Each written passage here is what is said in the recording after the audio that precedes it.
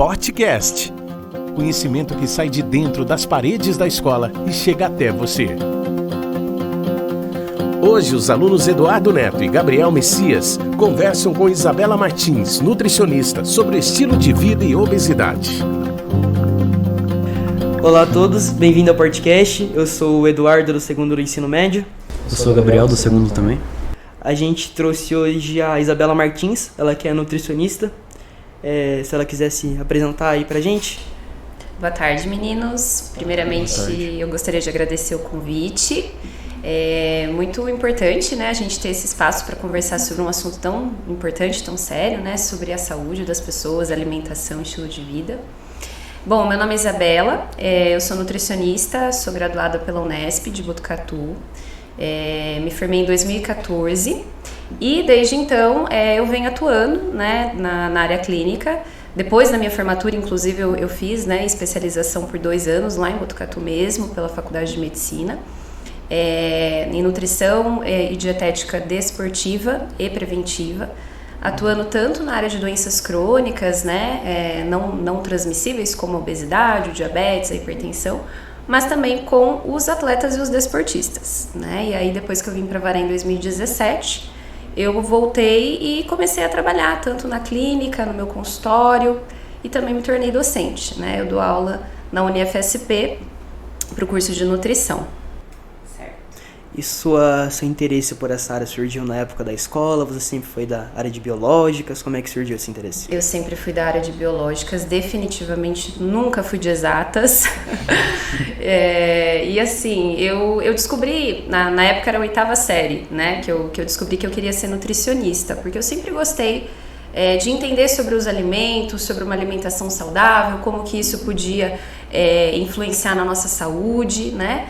E aí lá na minha 8ª série eu já tinha colocado na minha cabeça que eu ia fazer nutrição. E aí no 3º colegial eu estudei, né? Não estudei tanto quanto eu gostaria na época. Peguei lista de chamada, mas acabei sendo chamada, fui a última a entrar na turma. Eu já estava inclusive fazendo cursinho quando eu entrei. Mas aí eu entrei, enfim, foi uma maravilha, correspondeu muito ao que eu esperava e até hoje, assim, eu tenho uma paixão muito grande por essa área e pretendo continuar minha vida inteira atuando, né, como nutricionista. É importante a gente trazer profissionais para trazer uma visão mais crítica, né, de uma pessoa que entende e vivencia isso, né? Um tema importante que eu acho que a gente gostaria de abordar, você que é uma pessoa jovem, que entende do assunto, como você acha que, por exemplo, a internet influencia nos dias de hoje, tanto positivamente quanto negativamente, por uma questão de uma vida saudável, prática de esportes e etc.? Olha, eu acho que isso é um tema muito relevante hoje em dia, né? Porque a gente vive numa realidade muito de mídias sociais hoje em dia, né? E isso traz, né, muitas coisas, agrega muita coisa positiva pra gente, une as pessoas, né? Eu acho que faz com que a gente se sinta, assim, parte de um contexto, né? A gente não se sente sozinho quando a gente vê que mais pessoas estão, por exemplo, passando pelo mesmo que a gente passa. Mas as mídias, elas têm, assim, né? A gente tem que tomar um cuidado com elas, né? Porque, por exemplo, no âmbito da nutrição mesmo, a gente acaba vendo muitas pessoas que não têm expertise, que não são formadas na área, né, que não têm experiência, compartilhando informações simplesmente porque elas gostam, porque elas leem um pouco sobre isso e se sentem no direito de falar sobre isso, né? Então a internet, as mídias sociais, elas são terra de ninguém, se a gente for ver, né? Então as pessoas falam muitas vezes o que elas querem, então a gente tem que ter um filtro muito grande em relação ao que a gente está absorvendo desses conteúdos, né, procurar as informações nos lugares corretos, com os profissionais certos, para saber se é realmente aquilo que a gente está vendo, né? E, enfim, ter realmente esse filtro para a gente não ficar ali à mercê de tudo que chega pra gente e achar que é aquilo e pronto, acabou, né? Exatamente. Também tem que tomar muito cuidado em relação ao lugar que você tá na internet, né? Porque tem muita pessoa mal intencionada ali, né? Isso acaba com muita autoestima das pessoas que têm esse problema, né, de saúde. E é complicado, né? Você tem que ficar pensando nisso toda hora, assim. Sim. E quanto mais pessoas falam pra você, mais vai entrando na sua cabeça. Exatamente. Então você tem que ter uma força e, tipo, não levar 100% em relação ao que as pessoas falam na internet sobre você também. Sim, exatamente. E não é todo mundo que tem, né, se sente seguro dessa forma, né? De falar assim, não, isso eu não vou absorver, isso eu não vou pegar para mim, né? Tem pessoas que acabam interiorizando, enfim. Mas em relação até à questão da obesidade, hoje a gente vê uma pegada nas redes sociais que é muito positiva, que é em relação à autoaceitação das pessoas, né, que incentiva as pessoas a se gostarem, a se amarem do jeito que elas são, e isso tem um lado muito positivo, né, e como eu falei, torna inclusivo muitas vezes essas questões, né, por exemplo, da obesidade, as pessoas elas se identificam com outras pessoas que estão vivenciando as mesmas coisas que elas, né, então nesse sentido é muito positivo.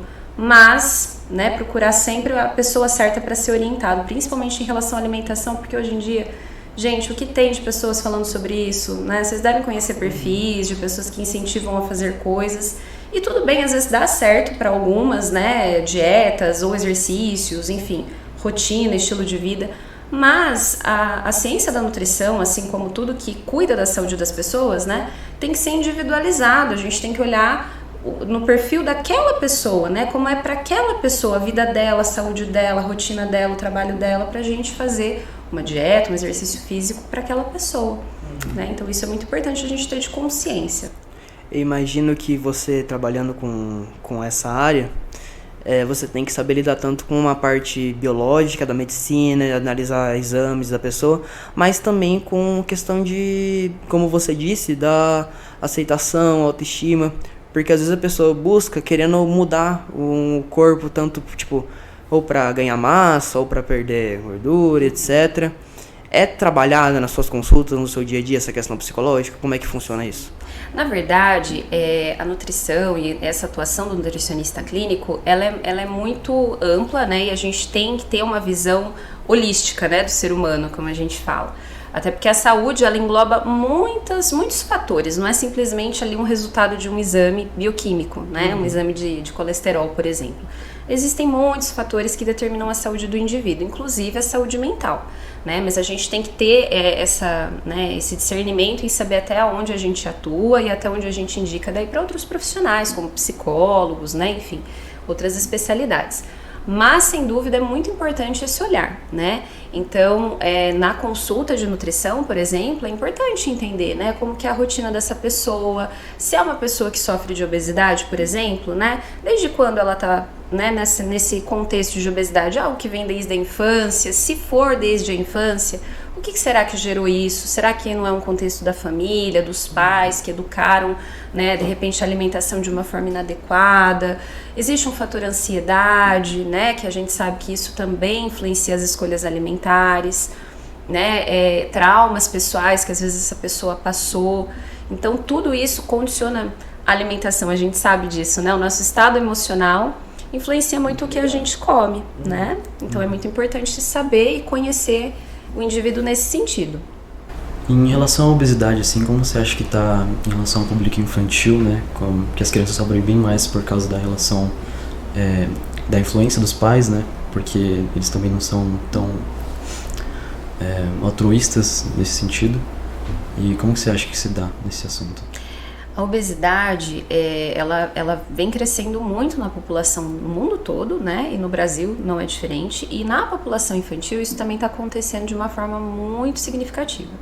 E sem dúvida isso que você tocou, né? Esse assunto é um ponto que acontece, né? A alimentação dos pais, ela vai influenciar muito o comportamento dessa criança, né? Então é muito importante que a família ela tenha muita consciência, né, dessas escolhas na hora de, inclusive, se alimentar na frente dessa criança, né, e já ensinar desde cedo essa criança em relação aos alimentos.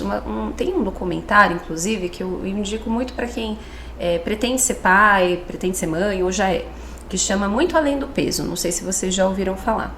É um documentário brasileiro, né, que eles fizeram com as crianças, com crianças brasileiras para mostrar como que está a prevalência de obesidade e o comportamento dessas crianças. E muitas crianças não sabem identificar nem sequer as frutas e os legumes que eles mostram no documentário, né? Então, assim, eles colocam uma abobrinha, uma maçã, uma banana. Banana e maçã ainda é mais fácil, né? Todo mundo sabe. Mas, assim, alguns legumes que até deveriam ser fáceis, as crianças não sabem. Né? Por quê? Porque elas crescem num mundo onde isso não é apresentado para elas, porque os pais, às vezes, não têm tempo de preparar a comida, não tem tempo de levar a criança no mercado, numa feira, né, enfim, num sacolão, para ver como que é o alimento antes de ser preparado. E uma coisa que hoje em dia acontece, gente, que não é só com criança, né? É a questão da falta de tempo e a gente comer o que é processado, o que é industrializado, né? As pessoas têm descascado menos e desembalado mais as coisas, e isso começa desde cedo, né?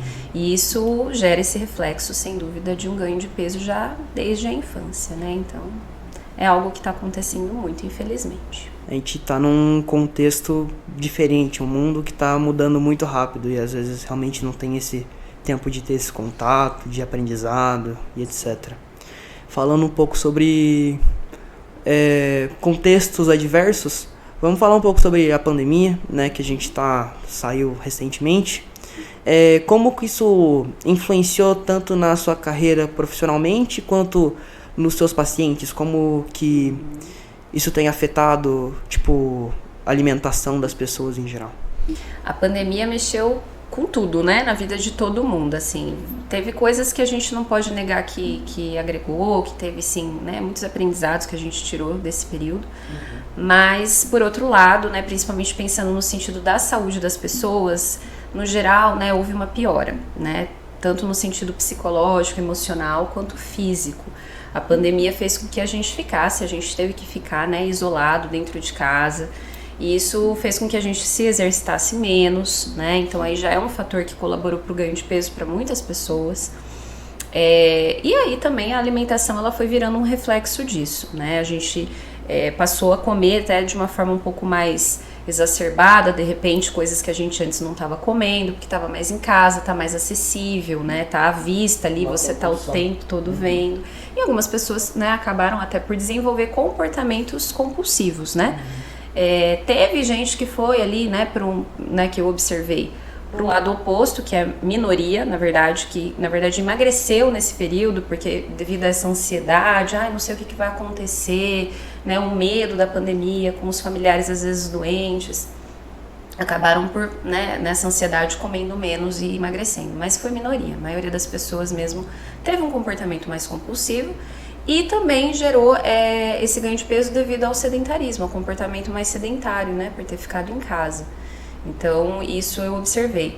E nos meus atendimentos, né, a gente, como tudo, teve que adaptar atendimento para o remoto, né, e eu, particularmente, não sou muito fã desse modo de atendimento. Eu acho que a avaliação física, né, durante a consulta de nutrição é muito importante, né, ver o indivíduo como um todo, mas também pesar, fazer as medidas. Então, mas eu tive que adaptar, né, e até hoje isso está sendo permitido pelo nosso conselho, inclusive regional, fazer consulta remota. Se por um lado você dá acesso a pessoas, por exemplo, que querem fazer uma consulta específica com um profissional e moram longe, você tem esse distanciamento ali do toque. Eu não sei se eu posso estar falando alguma besteira, tipo, você medir o índice ali através do, tipo, você é o toque, é uma visão ali. Uma coisa que a pandemia ajudou muito, né? Por causa da disponibilidade de estar ali presencialmente, eles evoluíram muito nessa parte de poder ajudar as pessoas à distância, né? À distância. Essa questão foi muito positiva, né? Mas até, né, puxando esse gancho mesmo da obesidade, né, a gente fala sobre isso, é importante a gente entender que para a gente, por exemplo, caracterizar uma pessoa como obesa, né, a gente precisa ter os critérios diagnósticos, né? E para fazer o diagnóstico, eu preciso de uma avaliação física, que aí o remoto não me possibilita fazer de nenhuma forma. A pessoa pode me passar as medidas dela, o peso, a altura, né? Mas não é suficiente muitas vezes e não é às vezes feito da forma correta, né? Porque a gente passa por um treinamento na faculdade para fazer isso de uma forma correta, né? Então, é uma coisa que a pandemia, ela, né, me deixou assim muito insatisfeita nesse sentido, de não estar presencial para poder fazer essas medidas nas pessoas. E no caso, né, para a gente fazer, por exemplo, um diagnóstico de obesidade, a gente tem vários critérios, mas o principal é o IMC, que vocês já devem ter ouvido falar, né, que é o índice de massa corporal. Então a gente precisa do peso e da altura desse indivíduo, e aí a gente divide o peso pela altura ao quadrado. E aí o valor que a gente obtém, a gente coloca numa tabela para ver qual que é a classificação desse indivíduo. Se ele tem um IMC acima de 30, ele é considerado obeso, né? Mas a obesidade vai muito além disso. Depois, mais pra frente, a gente pode até conversar um pouco melhor sobre isso. Mas não adianta a gente também olhar só para peso e altura. Em contraponto, eu acho, da pandemia, é uma perspectiva pessoal minha, não sei se você vai concordar. Recentemente, sei lá, de um ano pra cá, realmente, quando saiu da pandemia, eu tenho percebido um movimento muito grande de, por exemplo, uma vida mais ativa, uma vida, principalmente academia. Muitos influenciadores relacionados a isso, a bodybuilders, etc., têm tido uma crescente muito grande, principalmente entre jovens. Não sei se você tem essa mesma perspectiva, academias estão mais lotadas, etc. Olha, eu acho que isso é uma coisa muito boa, né? Eu acho que talvez as pessoas tenham se conscientizado mesmo durante esse período de pandemia, né? Por terem sido obrigadas a ficarem em casa, né? Porque uma coisa é a gente ficar em casa escolhendo ficar, né? Ah, eu quero ficar hoje de boa, esse final de semana eu não vou sair, quero descansar. Outra coisa é você ser obrigado a ficar, né? Então eu acho que isso trouxe uma conscientização, poxa, eu preciso cuidar de mim. E a própria pandemia, né, a doença, a Covid, né, gerou essas reflexões de saúde nas pessoas. A gente viu que, infelizmente, as pessoas com doenças crônicas, com obesidade, foram as mais afetadas pela forma grave da doença, foram, né, as que tiveram aí uma maior prevalência de óbito. Então talvez isso tenha gerado essa consciência nessas pessoas e isso é uma coisa... Um dos pontos positivos da pandemia, talvez, né? Pegando esse gancho da academia, dos jovens, etc. Hoje em dia, eu acho que a gente tem uma perspectiva muito mais relacionada à imagem. Por exemplo, a imagem que a gente quer mostrar para a internet, quer mostrar para o Instagram, do que realmente a saúde da pessoa, né? O objetivo da academia deixou de ser a saúde e passou a ser... como transparece estar? Qual a sua perspectiva profissional sobre isso? Então, é um ponto muito importante da gente discutir, né? Eu vejo muitas pessoas, sim, preocupadas com a saúde, buscando, né, cuidar da alimentação e fazendo exercício físico nesse sentido da saúde. Mas, infelizmente, né, muitas pessoas entram nesse autocuidado por uma questão estética somente, não que seja errado a gente buscar também a questão estética, não é? Mas pensando somente na estética pode ser muito prejudicial para a saúde, né? E é uma coisa que eu tento trabalhar, inclusive, com os meus pacientes, né? A gente conversa muito e eu falo, porque eu quero uma meta de emagrecimento, me fala quantos quilos eu tenho que perder, né? Enfim, eu falo, gente, olha, vamos trabalhar o processo, né? O que é o processo? É esse autocuidado, vamos fazer exercício físico, achar um exercício que a gente goste de fazer, né? Que não seja uma obrigação simplesmente. Vamos comer gostoso, né? Achar prazer em se alimentar de forma saudável. E o emagrecimento e a estética vão só, né, acompanhar isso, vai ser uma consequência. Então isso é muito importante, porque eu já vi muitas pessoas fazendo aí besteira, né? Fazendo muita coisa, tentando encurtar o caminho para chegar em um determinado objetivo estético e agravando a saúde, né? Então não deveria ser por esse lado. Nesse contexto de estética, né? Você acha que o processo de bariátrica é uma coisa boa? A bariátrica, né, que é uma cirurgia ali de redução do estômago, né, que envolve várias técnicas, ela já vai ser um dos tratamentos, né, digamos, o último tratamento da obesidade. Então, para a gente chegar na bariátrica, a gente antes tem que ter tentado outras vias de emagrecimento, né? Então, inclusive com outros profissionais além do nutricionista. Então, a gente tem que fazer um trabalho multidisciplinar com psicólogo, médico, né, endocrinologista, para a gente tentar levar esse indivíduo a uma mudança de comportamento, de mentalidade para que ele emagreça. Se ele não consegue, por N razões, a cirurgia bariátrica ela pode vir a ser interessante, né? Só que assim, até na experiência que eu tive lá na Unesp, quando eu fazia, né, grupos de obesos e eles iam, né, para a cirurgia bariátrica depois, era um trabalho de realmente conscientização, porque quando essa pessoa ela vai ser submetida à cirurgia, né, e quem já passou por essa cirurgia sabe o quanto ela é difícil, a recuperação, né, tudo que ela traz depois de consequência de perda de nutrientes, perda de cabelo, né, não é muito fácil.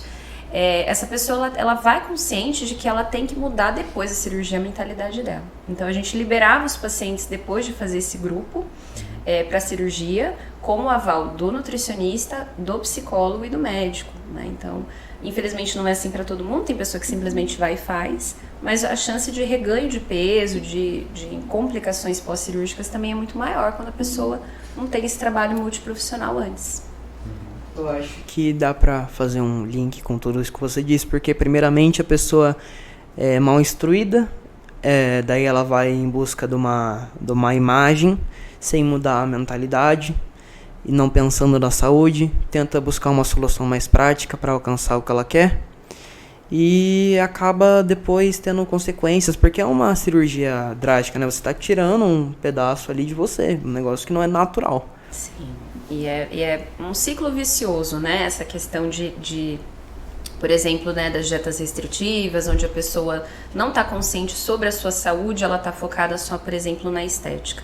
Né? Então a pessoa ela faz uma dieta restritiva, e dieta restritiva dá resultado de emagrecimento? Dá, mas alguém consegue manter pro resto da vida a dieta restritiva? Não consegue, né?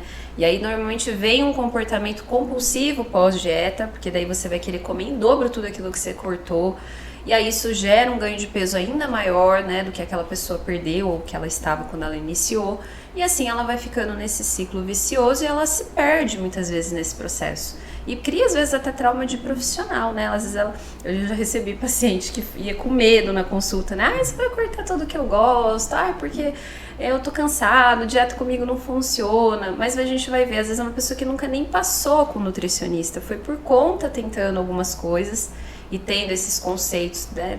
Esses pré-conceitos, pré-julgamentos em relação ao que seria o saudável para ela. E, enfim, acabou até se traumatizando nesse processo, né? Então é muito importante a gente procurar ajuda de profissionais corretos, né? E a gente entender que somos indivíduos diferentes, todos somos diferentes. Então aquilo que, né, o Eduardo faz, aquilo que o Gabriel faz, aquilo que a Isabela faz, nem sempre vai dar o mesmo resultado. E tá tudo bem, a gente tem que fazer o nosso melhor, buscar o melhor para nossa saúde, e o nosso corpo ele vai responder da forma que ele puder, que ele conseguir, né, dentro dos seus limites. Uma coisa que pode falar também é que, tipo, muitas pessoas não procuram ajuda porque não acham que, tipo, tem um risco, assim, de você virar e ficar obeso, né? Porque geram muitas coisas em relação à doença e tal. Você pode citar alguns exemplos, assim? Em relação ao tratamento? Em relação aos riscos da obesidade. Ah, os riscos da obesidade. A obesidade, ela é caracterizada como a disfunção do estado nutricional, então ela por si só já é considerada uma doença, né? Ela tem até um código internacional, né? O CID, e ela se relaciona assim a um aumento de risco para o desenvolvimento de outras alterações metabólicas, como um diabetes. A gente sabe que o risco de um indivíduo obeso desenvolver diabetes é o dobro do que um indivíduo que não é obeso. Hipertensão, né? Pressão alta, alterações de colesterol. A obesidade, ela também pode gerar um efeito inflamatório crônico no organismo do indivíduo, e isso pode acarretar complicações, né, enfim, renais, em vários âmbitos, né, das suas funções metabólicas. Mas uma coisa que é importante a gente entender também, existe na literatura científica, né, eles citam que até 25% dos indivíduos obesos, eles são metabolicamente saudáveis. E acho que todo mundo conhece alguma pessoa que está acima do peso, mas que é super saudável, que faz exercício físico, que tem exame tudo certinho em dia. Então isso também existe, tá? A obesidade ela é preocupante, sim, a gente tem que evitar, mas ela não é por si só o único fator que vai gerar ali um risco de desenvolver outras doenças, né? É multifatorial. E assim como o oposto acontece, né? Muitas pessoas que são magras e que estão em forma, né? Muitas vezes a gente olha aquele estereótipo de saúde, inclusive lá do cara que treina muito, mas às vezes os exames estão super alterados em função de uma dieta que está desregulada, de suplementação às vezes irregular também, né? Então a gente não pode também assim identificar a questão de saúde da pessoa somente com base no seu estereótipo. A saúde ela é multifatorial e precisa ser avaliada dessa forma também. E nesse ponto de riscos da obesidade, você acha que as faixas etárias elas influenciam muito, por exemplo, das crianças, assim, elas são mais vulneráveis, assim? Sim, as crianças elas são um público extremamente vulnerável, né? Tanto que a gente tem até uma regulamentação do Ministério da Saúde em relação até a propagandas voltadas para as crianças, né? Porque criança é tão inocente, né? A criança está assistindo televisão e daqui a pouco aparece ali, come o lanche X da marca X e ganha um brinde, né? Tá o brinquedinho, vai junto. E a criança, ela é vendida por esse brinquedo, né? Então isso é uma coisa regulamentada hoje em dia. E vai muito da conscientização também da família, dos cuidadores, dos pais, né? Em relação a isso, para primeiro, tentar expor o mínimo possível essa criança em relação às telas, às propagandas, né? Que enfim, acaba sendo difícil mesmo para a criança filtrar o que chega até ela se os pais não fizerem isso. E também em relação a essa questão dos próprios hábitos dos pais, né? E uma coisa que é muito comum, e infelizmente, né, acaba que não é uma culpa dos pais, mas é fruto desse ritmo que a gente vive hoje, dessa globalização, todo mundo trabalhando loucamente. O que acontece, né? Os pais muitas vezes eles não têm tempo, né, para ficar muito com os filhos, para dar atenção, para ser presente. Precisam trabalhar. E uma das formas que os pais encontram, né, de tentar suprir essa ausência é muitas vezes oferecendo os alimentos que essas crianças gostam, que são normalmente alimentos industrializados, ultraprocessados, que são ricos em açúcar, né, em gorduras, que vai satisfazer ali a criança, mas que vai poder gerar, né, a longo prazo uma consequência negativa para a saúde dessa criança, né? E conforme a criança ela cresce, ela vai se tornando um adolescente, um adulto, ela vai se tornando cada vez mais dependente, né? Não digo dependente, mas ela vai ficando cada vez mais à mercê do que aconteceu com ela na infância, né? Então, se você cria esse hábito de comer, por exemplo, muita coisa ultraprocessada na infância, você pode desenvolver o que a gente fala até de um paladar infantil. Na vida adulta, é uma pessoa que pode ter dificuldade em comer fruta, verdura, legume, né? Porque ela não teve essa introdução adequada lá atrás. Falando sobre a questão dos pais e tal, como você acha que hoje em dia, dentro do contexto que a gente vive, do mundo cada vez mais acelerado, que exige das pessoas mais como profissionais do que de forma pessoal, dentro de casa, como um pai pode ajudar ou começar a criar hábitos melhores alimentares, tipo, a partir da criação, e como um profissional pode ajudar nisso? É muito importante, né, pensar sempre assim, como que eu posso me alimentar melhor, como que eu posso cuidar de mim de uma forma melhor para dar isso de exemplo para o meu filho, né? Então, até quando a gente tem um caso, por exemplo, de consultar uma criança, a consulta é primeiro com os pais, né? A gente vai primeiro entender como é o contexto de alimentação dos pais, para daí também tentar, obviamente, né, entender como que está sendo dessa criança, e isso também depende da faixa etária, né? Se é uma criança que fica mais em casa, que já está mais na escola, enfim. Mas o profissional ele vai ser, sem dúvida, muito importante, né, principalmente para ajudar nessa questão até da praticidade.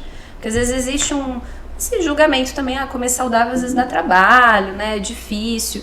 E na verdade, gente, é tudo uma questão de programação, de organização e de você priorizar o que tem que ser priorizado, né? Então é óbvio que não é fácil, às vezes a pessoa trabalhou o dia inteiro, tem os filhos, tem a casa, chegar ainda ter que cozinhar, realmente é difícil, mas dá pra gente otimizar o tempo, né? E cabe ao profissional, por exemplo, nutricionista, também ajudar nesse sentido prático. Não adianta eu só entregar ali, você tem que fazer isso com o seu filho e tem que fazer isso com você. Eu tenho que pensar nessa dinâmica familiar, né? E incentivar e facilitar, ser uma facilitadora desses hábitos para essa pessoa, né? Eu não vou pegá-la pela mão também e levar ela para casa dela e fazer com ela, mas eu posso indicar o caminho, né? Então tem algumas estratégias que podem sim ser colocadas em prática, que vai atender tanto a família no sentido de praticidade, mas também a gente, nutricionista, o profissional de saúde que quer o bem, né, de todos ali, inclusive dessas crianças.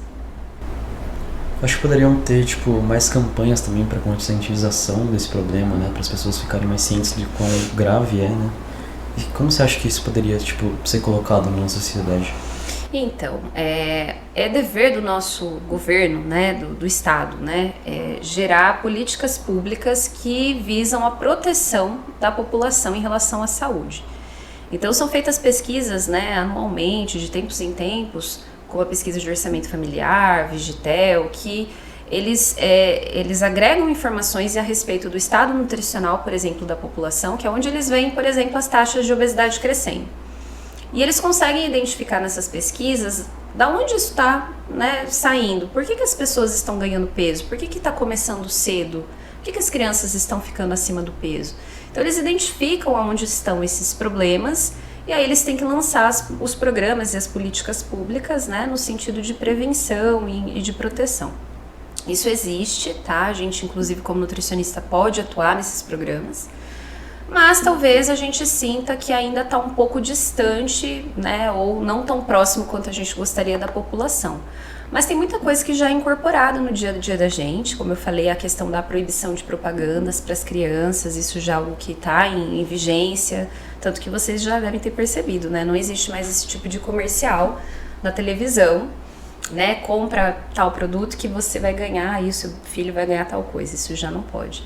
Tem, por exemplo, as cantinas saudáveis, que já foi uma política também incorporada, que aí foi proibido, né, vender nas cantinas das escolas públicas frituras, alimentos processados, industrializados. Então é outro exemplo também de política, né, de ação do governo para tentar proteger as crianças.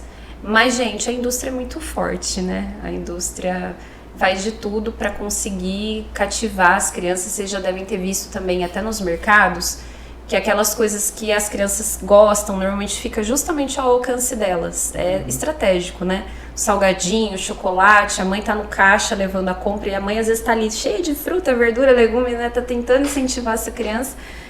E as empresas, enfim, né? A indústria tá ali fazendo a parte dela pesada também.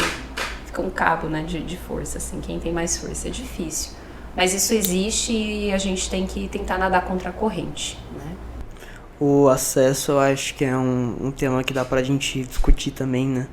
Por exemplo, a grande parte da população não tem muito como parar pra ir num nutricionista, rever seus hábitos alimentares, não tem condições, né, muitas vezes, de fazer isso.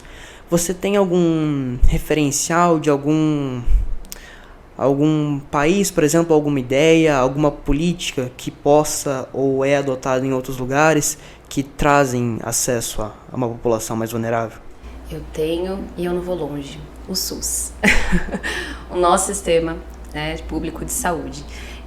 A gente trabalha também no SUS, o nutricionista, né? Existe, não sei se vocês já ouviram falar, a estratégia de saúde da família, né? Ela existe até aqui no nosso município, né? Enfim, dentro das unidades de saúde existem essas estratégias que né, enfim, justamente com esse intuito de levar informação, né, e profissionais para as pessoas de baixa renda, né? Então, nos postos de saúde também a gente tem os profissionais das prefeituras, né, que atuam e que atendem a população.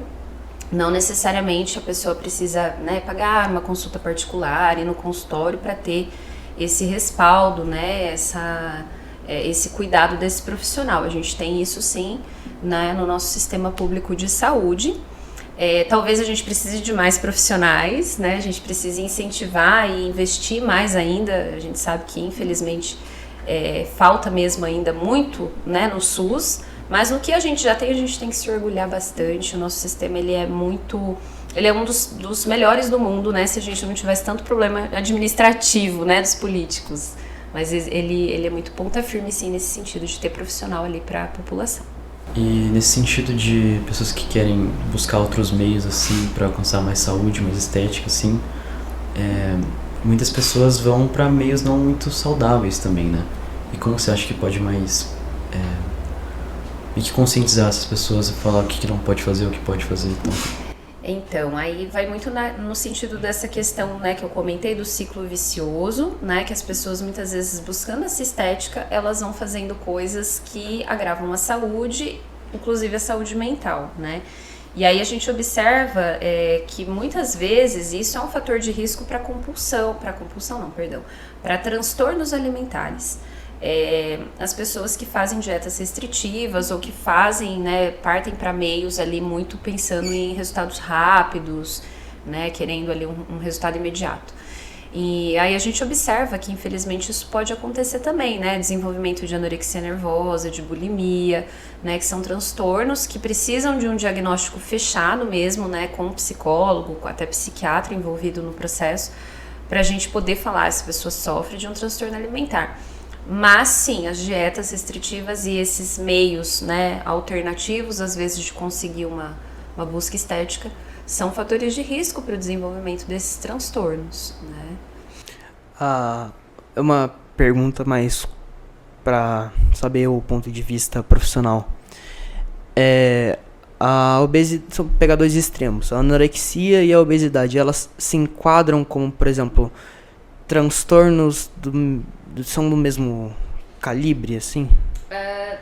Elas são dois tipos de distúrbios do estado nutricional que a gente fala, porque a obesidade ela é uma característica de hiperadiposidade, né, onde o indivíduo ele tem um percentual de gordura muito elevado, e a anorexia ela já vai, né, no oposto disso. Mas a anorexia ela envolve um fator comportamental muito grande, que na obesidade não é restrito somente a isso. Na obesidade a gente tem, por exemplo, um fator, né, pode existir um fator genético, né, apesar de ser pequeno, a gente sabe que não é tão grande. Pode existir, enfim, um fator de ansiedade, psicológico, né, e a anorexia nervosa, por exemplo, já é um transtorno psiquiátrico mesmo, tá? Então ela já tem um perfil um pouquinho diferente, apesar da gente caracterizar também pelo estado nutricional, né, no sentido do conteúdo de gordura, por exemplo, que esse indivíduo tem. Mas até vou aproveitar o gancho para a gente conversar sobre essa questão de peso, né, e de percentual de gordura que eu acabei falando. Até quando a gente fala do critério diagnóstico da obesidade, né, do IMC, a gente tem que tomar um pouquinho de cuidado na interpretação disso, né? Vocês comentaram sobre bodybuilders, e se a gente for, por exemplo, fazer o IMC de um bodybuilder, né, de uma pessoa que treina muito, que é até fisiculturista, muitas vezes o IMC dessa pessoa vai apontar o quê? Obesidade, né? Porque para a altura dele, ele pode ser muito pesado. Só que o que ele vai ter de diferente, por exemplo, de um indivíduo que a gente caracteriza como obeso? Percentual de gordura, né? Então, é muito importante a gente avaliar, o profissional avaliar o estado nutricional de uma forma que combine diagnósticos, não somente o IMC. E para isso a gente pode contar, por exemplo, com a bioimpedância. Não sei se vocês já fizeram esse exame, já ouviram falar, né, que é um exame que a gente vê o percentual de gordura, de massa muscular da pessoa, e isso é muito interessante. Então, nem sempre a gente pode vou me desesperar, meu IMC deu alto. Precisa olhar como está a composição corporal. Se é uma pessoa ativa, né, que cuida da alimentação, ela pode ter um percentual de massa muscular também relevante, e isso está relacionado, né, a uma proteção à saúde, em contrapartida ali comparado à gordura. Certo? Eu acho que a gente conseguiu abordar bastante dos temas que a gente queria, trazer um pouco de informação para o público de casa, trazendo um ponto de vista profissional. E, enfim, queria agradecer a sua presença, ter aceitado o nosso convite de participar do podcast. Queria falar uma coisa? Eu agradeço também, foi muito legal, né, a experiência, poder adquirir muito conhecimento aqui com você hoje. E é isso, né, a gente agradece no geral. Eu que agradeço, fico muito feliz que tenha agregado, né, conhecimento a vocês, espero que agregue a todo mundo que puder assistir, e fico à disposição, né, estarei sempre por aqui se precisarem de mim. Muito obrigada. Gostaram? Então compartilhem o conhecimento e sigam nossas redes sociais: Facebook, Portinari Colégio, Instagram, Colégio Portinari Avaré, canal do YouTube, Portinari Avaré, e o Spotify, Podcast. Até o próximo podcast.